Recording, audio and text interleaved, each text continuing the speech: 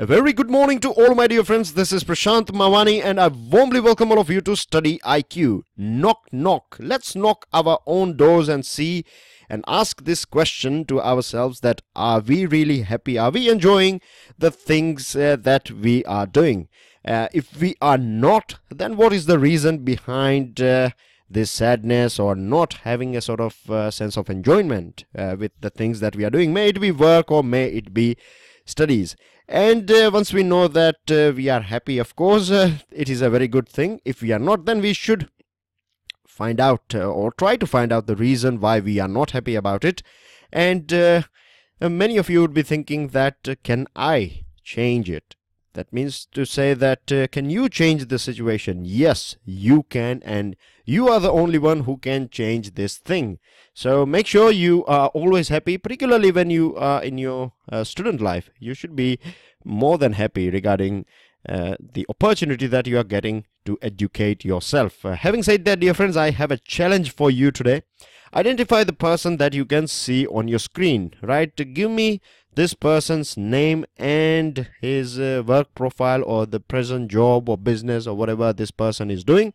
And the first person to get it right, I will make sure that I personally congratulate that aspirant.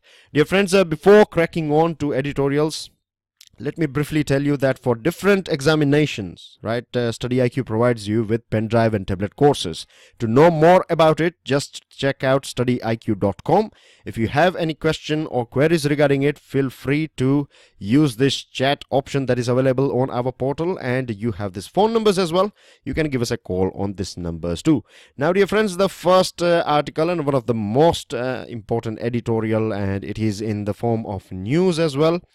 It is pertaining to this Moody's rating that India has just got. Now, Moody's, let me give you a very brief background about it. It is basically a sort of, you can say, analytical or analysis providing agency, right? It is based in New York. And generally speaking, you find this S&P, and then you have Finch, then you have this Moody's. These are all American companies, and they give you... basically, if you are a businessman, international, when I say businessman, please take it as businesswoman as well, right?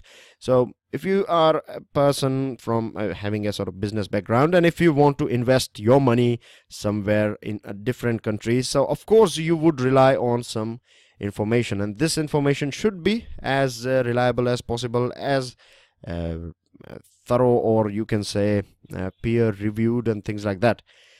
So these are the agencies who will provide you ratings. They will give rating to different countries, and they will do all this research and things like that. So that's what their main job is. Now they have this agency, this Moody's in fact has lifted India's rating from Baa3, which is known as Bar 3. From Bar 3 now we are in this Bar 2 category, and this is a sort of upgrade, right? We have got an upgrade in this thing, and this upgrade is of a notch only, but it is not bad. Everything, even a point improvement is more than welcome, isn't it? There is nothing wrong with it when we are being appreciated by our good work. So India has done a bit good as per Moody's here, and this is coming after 14 years. So you can imagine that the impact that it is going to have, or the importance that we are giving to, because since this report is out, this ranking is out, since then all different media and all different channels, and even if you open different newspapers today, may it be Telegram, Hindustan Times, or Economic Times, Business Standard, you will find editorials and articles, and you will find news items in all different sources, because this itself indicates that this is a very important item. Now I have two pictures for you here, right? This picture, the one that you can see on your screen, is from today's The Hindu first page, and this one is coming from a pink paper, financial paper, and you have this editorial here, and it is explaining different things about it. But if we go through these two pictures, right, then it will cover more than enough things that are required for you to understand what this Moody's rating is all about. Now let's start with this picture here. So as you know, now we are in bar 2 category from bar 3, and you have different categories here. It is given here, the scorecard. You can say you have triple A, right? So this is basically prime investment grade, and we are here in this bar 2. So you can imagine we are in this lower medium thing, and it will take, of course, a couple of years, or you may say decade. Depends how we are going through it, or how we take ourselves in this years, in the coming years, in the coming time.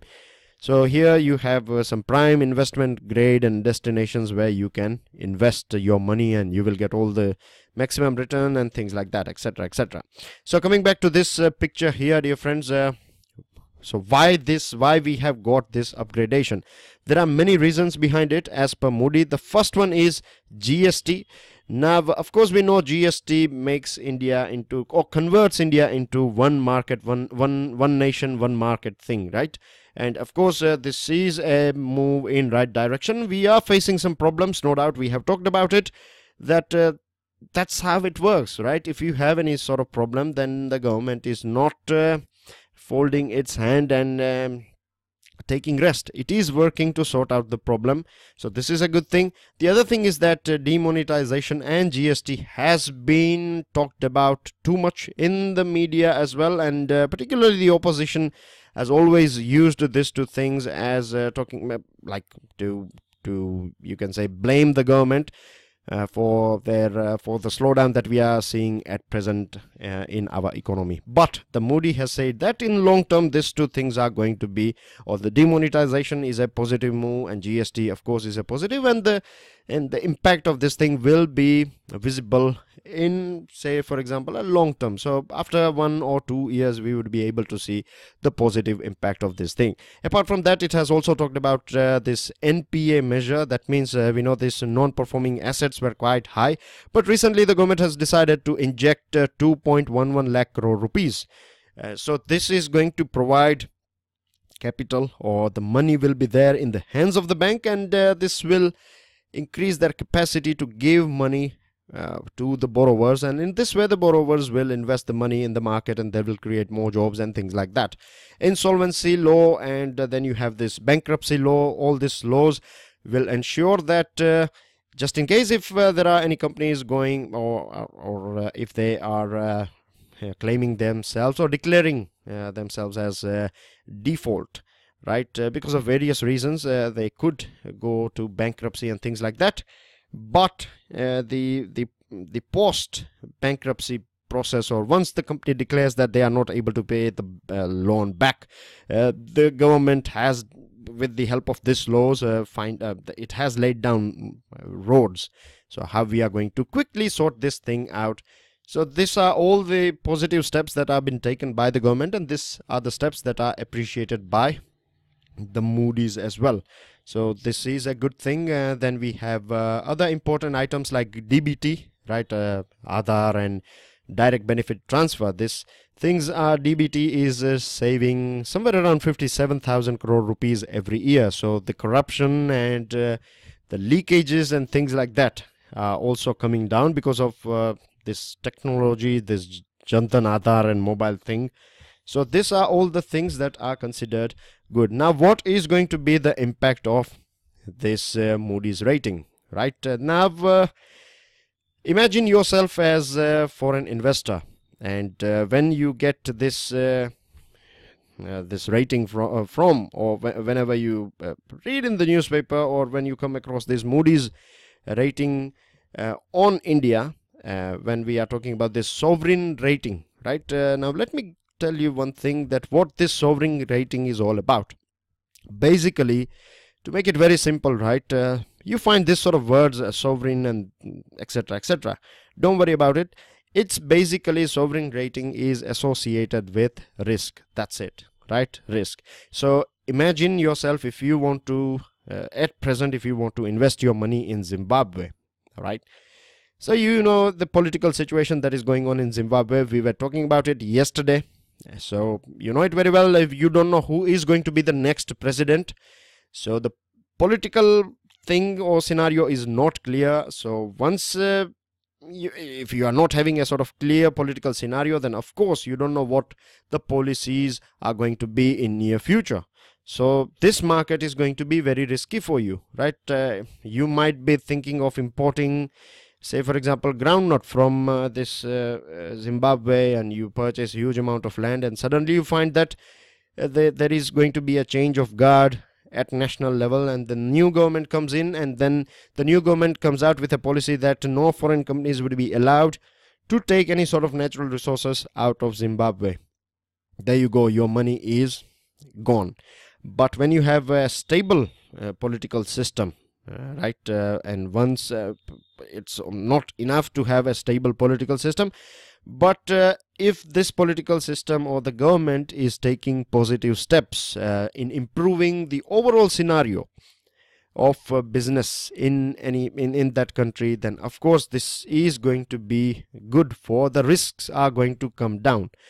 And when we are talking about India, which is considered as one of the fastest growing major economy in the world, so you can imagine that if you invest 100 rupees in India, this is just another hypothetical example, then you may get 10 rupees in return after 1 year. So you would make in total 110 rupees will be there in your pocket. Rupees 10 is your profit here. But if you invest the same money in a slow moving market, then you may get, say for example, 2 rupees.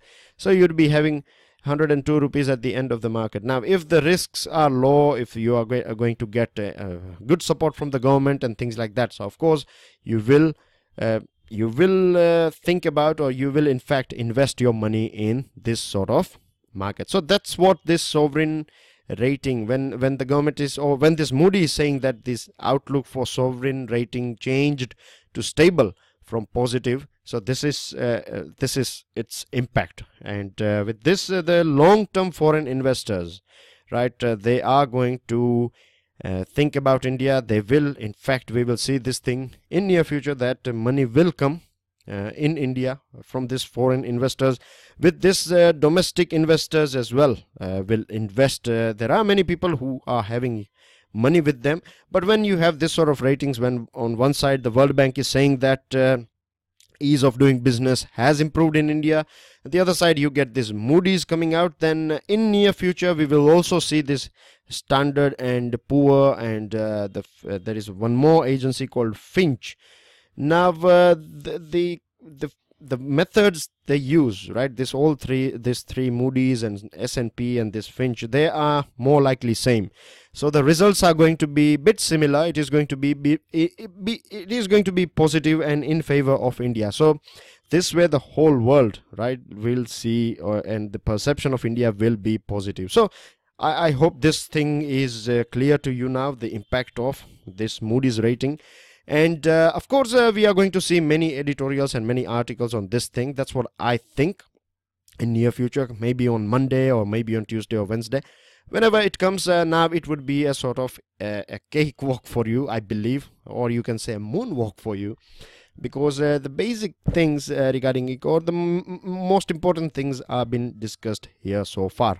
And this report also says that we are going to have say in near future, or at present, we are going to clock, or the GDP growth rate is going to be 6.7%, but very quickly it is going to touch 7.5, and as per this Moody's rating, they are saying that within 3 or 4 years we would be somewhere about 8.5, or it could be more than that. So you can see the future is bright for our country.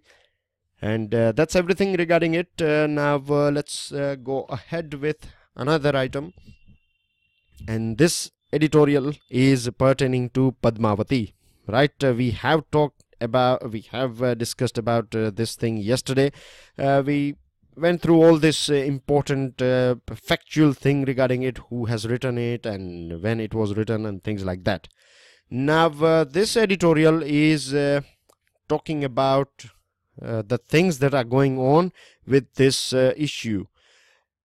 See, at present this Uttar Pradesh government has joined or you can say that it is supporting this Karni Sena, not overtly, right? It is not coming out outrightly and saying that we are supporting it, but the way this Uttar Pradesh government is doing things, you can see that there is a sort of you can say support that is coming from government. And the sad thing is that the government has written to Union Information and Broadcasting Ministry, and it has expressed its feelings regarding the public sentiment, and in fact the government is saying that this is going to create some sort of law and order problem. Now see, every community has right to protest in our country as far as their protest is peaceful. This is very important for all of us to understand, not only in the context of our examination, but also in the context of our future, because being youngsters, if we don't understand this thing now, then we are going to carry forward this same thing and same sort of sentiments in future as well, and we are never going to get rid of this sort of things. First thing is that peaceful protests are allowed, right? There is no harm in it. If you are not happy about something, then you can protest, right?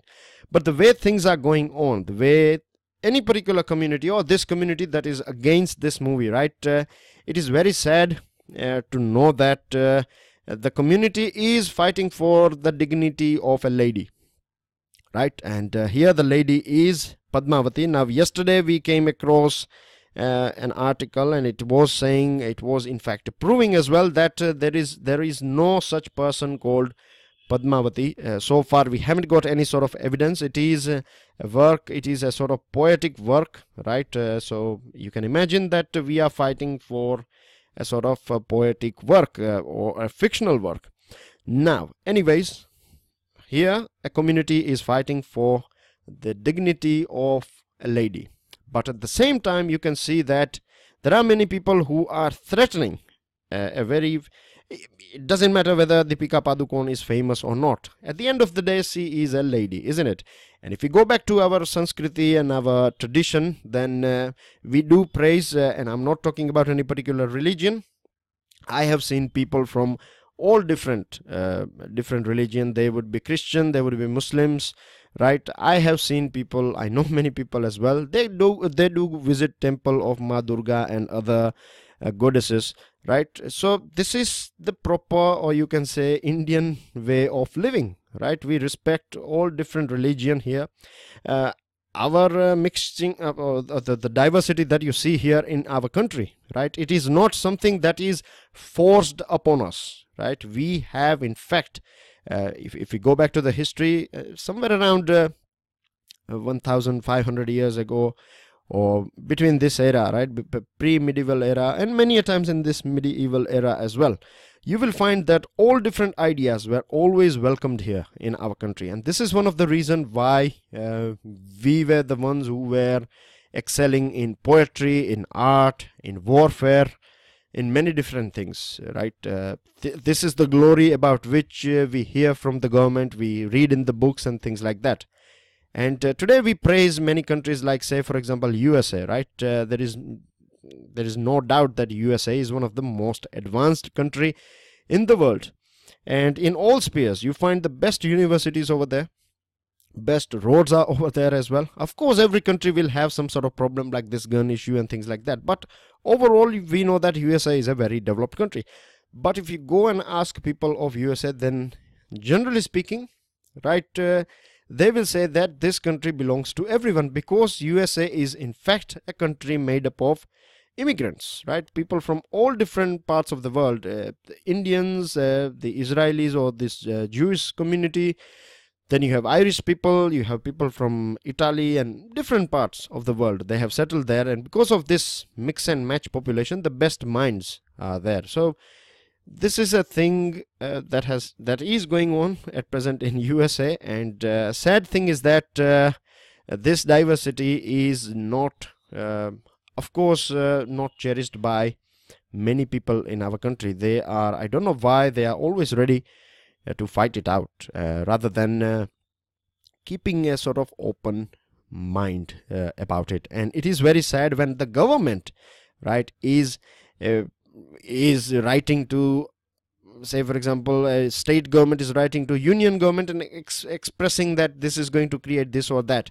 Now imagine in the British era, we know it very well, whenever they used to find any sort of threat, that was the possible threat that was going to take place, they used to take immediate actions. Now why government cannot do this thing here? We have all the laws, right? If you find someone is openly passing out threats that they are going to take life of this person, or they are going to chop off the nose of any particular lady, then these are some of the things that should not be taken lightly. There should be some sort of precautionary measures that can be taken, and as the Supreme Court has also clearly stated in this particular case, that a mere threat to public order cannot be the ground to suppress freedom of expression. So you cannot, if someone is saying that I'm going to kill you because you are going to do this and that, then you cannot stop the other person to write poetry or make a film and things like that.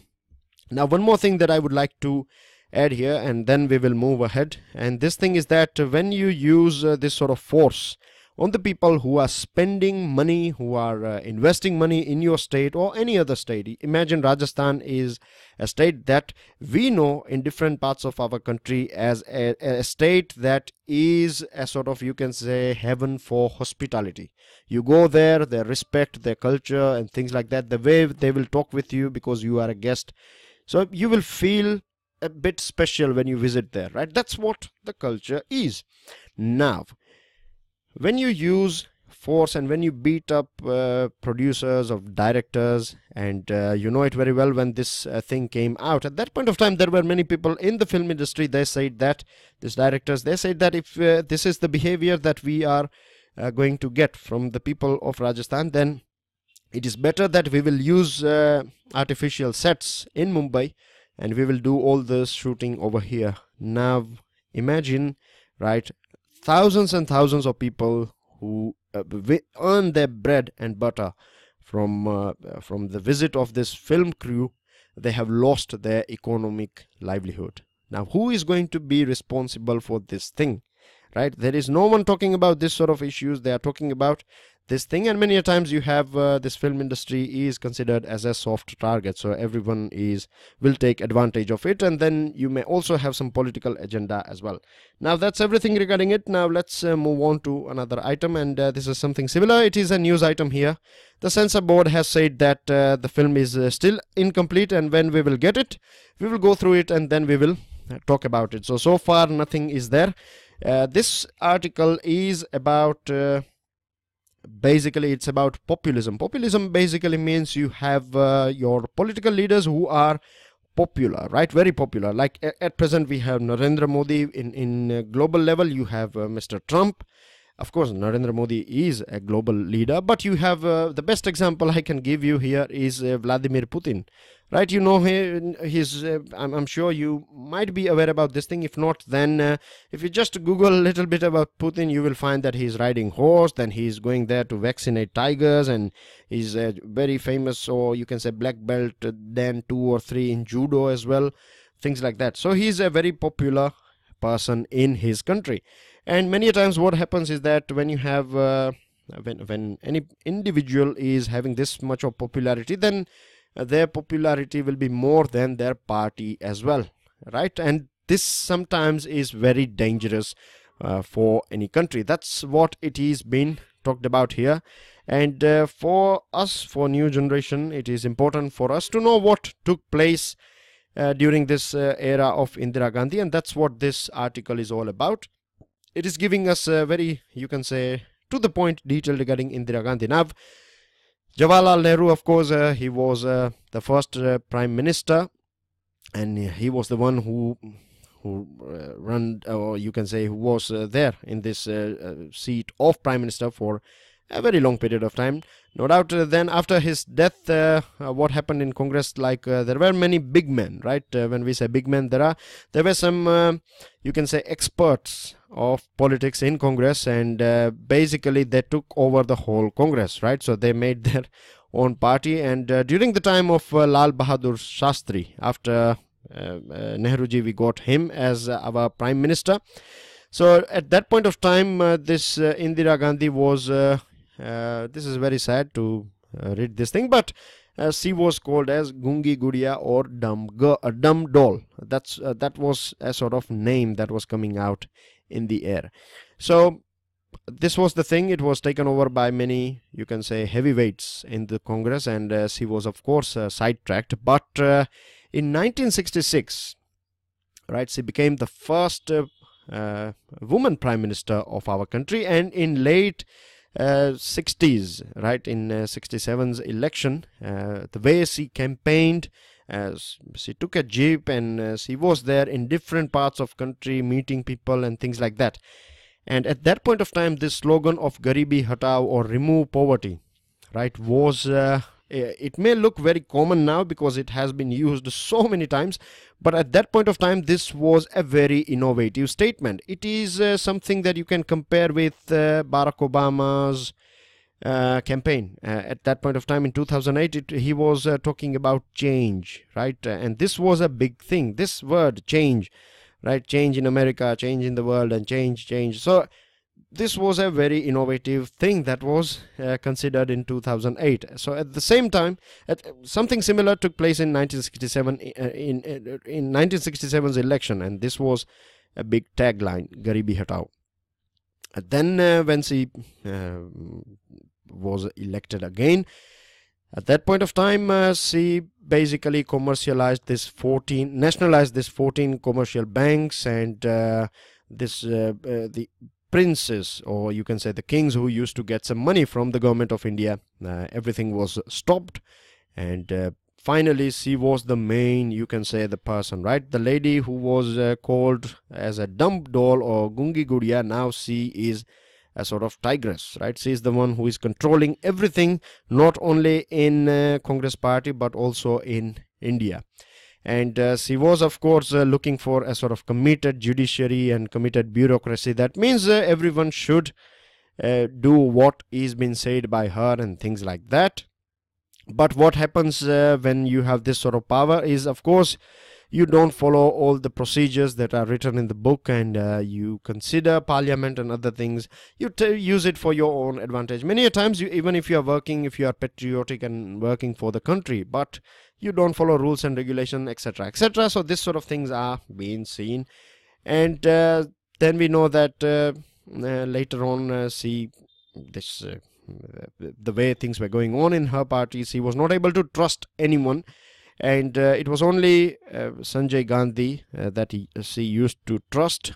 Later on in mid-70s we are talking about, and then we had this emergency that was imposed by her, and this was a very sad thing in not only in her lifetime, but it was a very sad thing for our country as well. And then we had this Golden Temple thing, and finally she was assassinated by someone who was supposed to guard her. So here what this is talking about, this article, that when you are too popular, then this sort of things do take place. Some of your decisions could be very good, but some of them could be very negative, and that's what happened with Indira Gandhi as well. And finally what this article is talking about, that at present Narendra Modi it's not saying clearly, but that's what it is trying to highlight, that we have a very powerful leader here, so we should make sure that this sort of things are not repeated.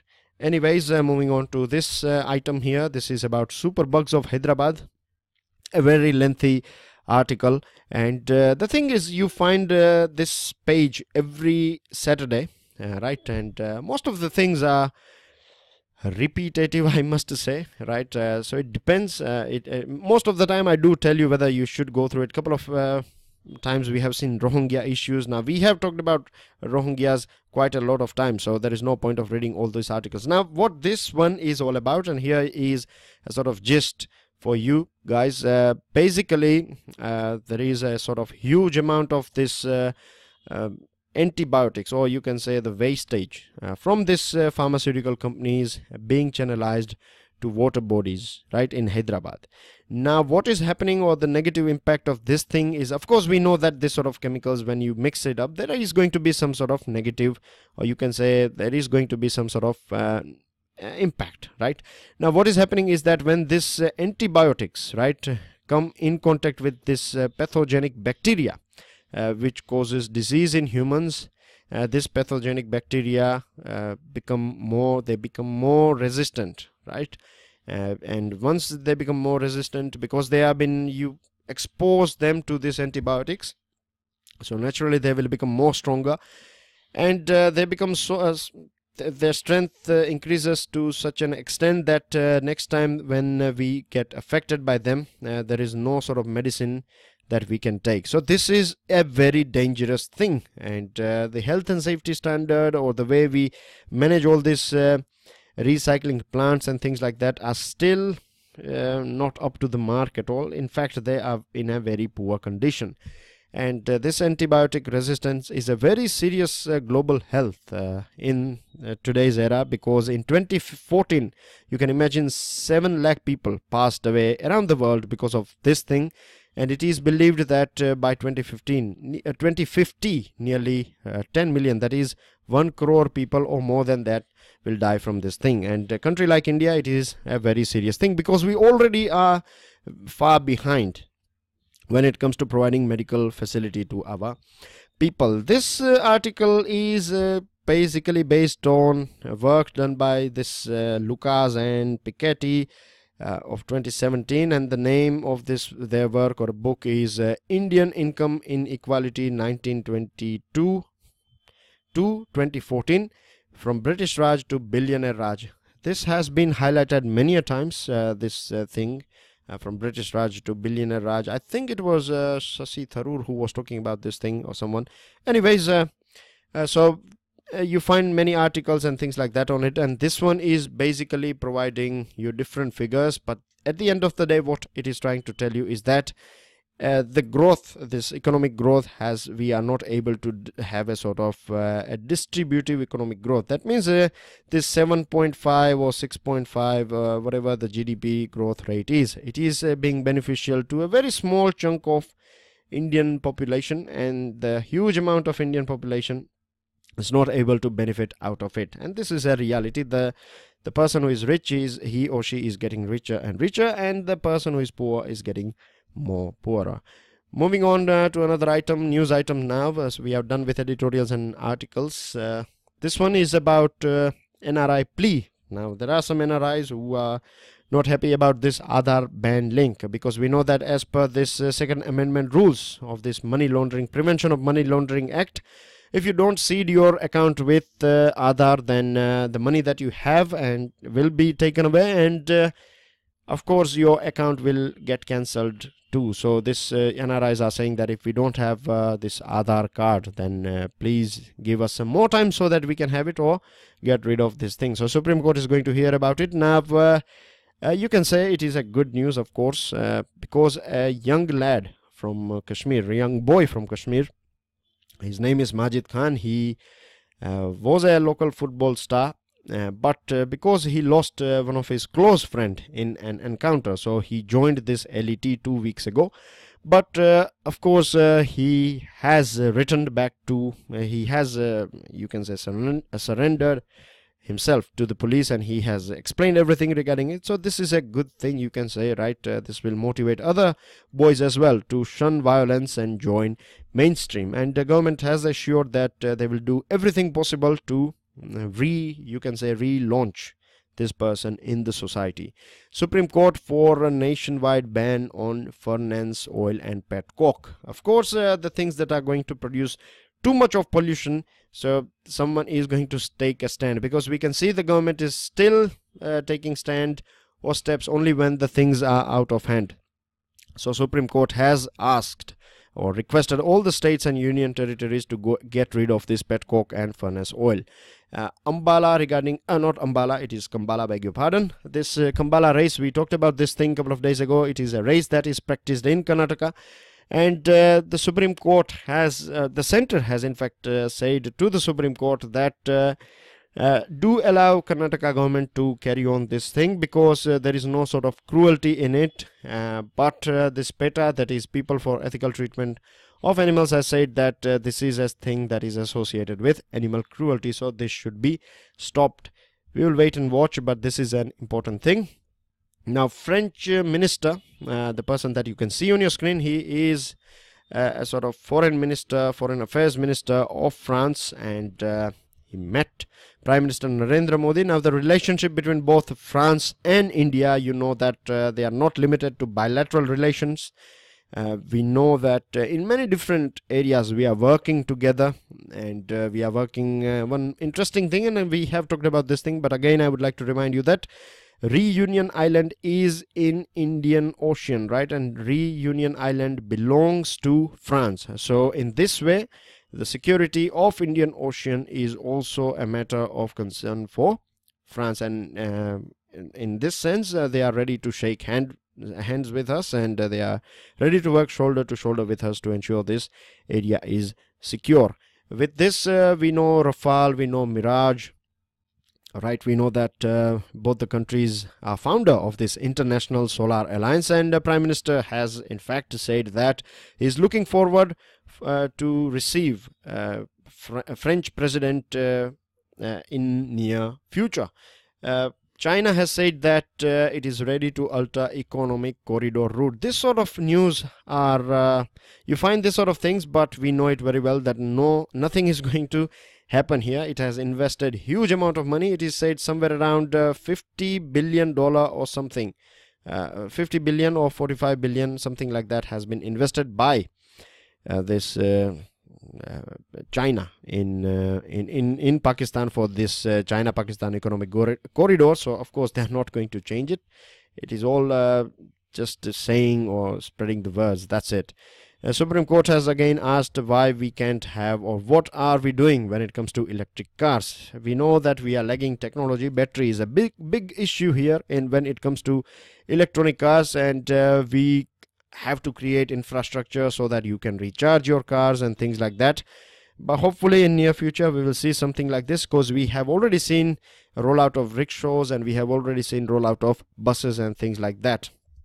And now here this picture provides you presents that the President of India is presenting a silver trumpet and banner to the President's bodyguard. And this one is, of course, these items are not from Hindu, but these are important items here. And here it talks about that Maoists behind half of all terror deaths last year. This has been said by GTI, and go through this one, Global Terrorism Index. It is given here. You can see the rank of India, and when it comes to top 10 countries, when we see the top 10 countries who are affected by this terrorist activities, then we find India in this list as well. So you can understand, very important, internal security is a very important thing here. Now these things happen only, you can say, you find this sort of news only from Japan. I don't know whether this is ever possible in our country. Basically what happened is that a train departed early, right? And early, I mean to say 20 seconds early. And imagine, even if it was 20 seconds early, the pilot of this train basically, or you can say driver of this train, said that he is sorry about this thing. Imagine this thing, we don't find this sort of things at all in our country. We know that a train that is supposed to arrive at 1 p.m. May come right at a time 1 p.m. but the date would have been changed. And in Japan the thing is that even if your train is 1 minute late, right, then they will refund you all the money, right? You get all the money. You go to a counter, they will give you the money, and with that money you get a receipt as well, that you can produce it or show it to your workplace that you are 1 minute late because of the train was late. So that's how this is one of the finest example of time management. Yesterday some of you were having confusion regarding union territory and lieutenant governor. So here it is. See, you have 3 union territories there where you find lieutenant governor. The first one is Andaman and Nicobar, right? The second one is Delhi, and the third one is Puducherry. Basically yesterday I was talking about 2 union territories that are having chief ministers and council of ministers, right? So you have Delhi and Puducherry, where you have both this lieutenant governor as well as chief minister and council of minister, because elections do take place only in these 2 union territories. So keep this thing in mind. I hope this is clear to you, all of you now. Answers of yesterday's question: Southern Rhodesia, then you have one vision, one identity, one community. False. You find this olive ridley turtle both in Arabian Sea and Bay of Bengal. Now let me tell you, many of you have provided good amount of information on this thing, very good. But when it comes to this thing, I'm a bit, you can say, disappointed here regarding this answer number 3, because the question was whether you find it in Arabian Sea and Bay of Bengal, right? Of course you find them in different part, Pacific Ocean. I'm not saying that your answers are wrong. What I'm trying to highlight you here is this sort of traps are being laid during your MCQ exams as well, right? They want you to make this sort of mistake. So make sure that if you have to go through the question twice before answering it, and this will help you to stick with or remain within the borders, because that's what the question is was asking you for. But anyways, I must appreciate your effort, and here are questions of the day. The first one is, name the event that will find a place in the history books as First War of Independence. Name the event that will find a place in the history books as First War of Independence. The second question is, name 5 famous rulers of Delhi Sultanate in post-Rajput and pre-Mughal era. And the third one is, which language was the official language of Delhi Sultans? These are the 3 questions here, dear friends. I hope you enjoy your Saturday, right? This is weekend, so I'm sure many of you would be going out tonight. So do enjoy it, but make sure that work while you work, play while you play. Before you go out, make sure you finish your today's schedule or achieve what you have planned for. With this, don't forget to subscribe, share, like, pass your answers, and don't forget to check out StudyIQ.com for pen drive and tablet courses. I'll see you all soon. Enjoy your studies. Be happy. Jai Hind.